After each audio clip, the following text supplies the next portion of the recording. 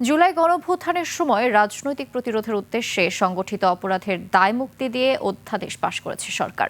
বৃহস্পতিবার উপদেষ্টা পরিষদের বৈঠকে এই অধ্যাদেশের অনুমোদন দেওয়া হয়। বৈঠক শেষে ব্রিফিংয়ে আইন উপদেষ্টা আসিফ নজরুল আরও জানান, তবে কোনো অপরাধের ক্ষেত্রে জুলাই গণঅভ্যুত্থানের সম্পর্ক না পাওয়া গেলে সেক্ষেত্রে মিলবে না দায়মুক্তি। মেহেদী হাসানের রিপোর্ট।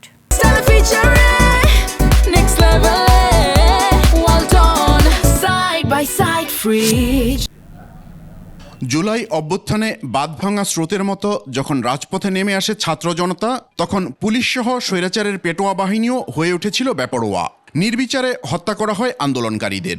আর স্বৈরাচারের পতন যখন ঘনিয়ে আসে, তখন উত্তেজিত জনতার হাতেও প্রাণ যায় দোসরদের। জুলাই অভ্যুত্থানে স্বৈরাচারের পতন নিশ্চিত করতে সংগঠিত অপরাধের দায়মুক্তির দাবি শুরু থেকেই করে আসছিল আন্দোলনকারীরা।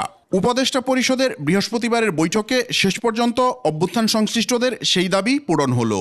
ফ্যাসিস্ট সরকারের পতনের মাধ্যমে গণতান্ত্রিক শাসন ব্যবস্থা পুনরুদ্ধারের লক্ষ্যে সংগঠিত যে কার্যাবলী ছিল, সে সমস্ত কার্যাবলীর ফৌজদারি দায় দায়িত্ব থেকে জুলাই গণঅভ্যুত্থানকারীদের দায় মুক্তি দেওয়া হয়েছে। ভবিষ্যতে বিভিন্ন ধরনের সরকার আসবে, বিভিন্ন রাজনৈতিক পট পরিবর্তন ঘটবে। জুলাই গণঅভ্যুত্থানকারীদের প্রোটেকশন আমাদের নৈতিক দায়িত্ব।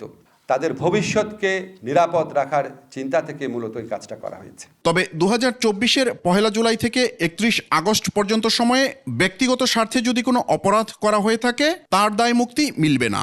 অলরেডি যে মামলা করা হয়েছে সেগুলি প্রত্যাহার করা হবে, আর নতুন কোনো মামলা করা যাবে না। আপনারা কয়েকটা জিনিস লক্ষ্য করবেন, আমি বারবার রাজনৈতিক প্রতিরোধের উদ্দেশ্যে শব্দটা ব্যবহার করছি। জুলাই এবং অগাস্ট মাসে কেউ যদি রাজনৈতিক প্রতিরোধের নামে ব্যক্তি এবং সংকীর্ণ স্বার্থে কোনো হত্যাকাণ্ড ঘটায়, সেটার ফৌজদারি দায় দায়িত্ব থেকে সে রেহাই পাবে না। কোনটা রাজনৈতিক প্রতিরোধের উদ্দেশ্যে আর কোনটি নয়, তা নির্ধারণ করবে জাতীয় মানবাধিকার কমিশন। লোভের বশবর্তী হয়ে বা স্বার্থের বশবর্তী হয়ে যদি কোনো হত্যাকাণ্ড হয়, হত্যার শিকার ব্যক্তির পরিবার যদি মনে করে যে এটার সাথে জুলাই গণঅভ্যুত্থানের সম্পর্ক নাই, উনি হিউম্যান রাইটস কমিশনে যাবেন।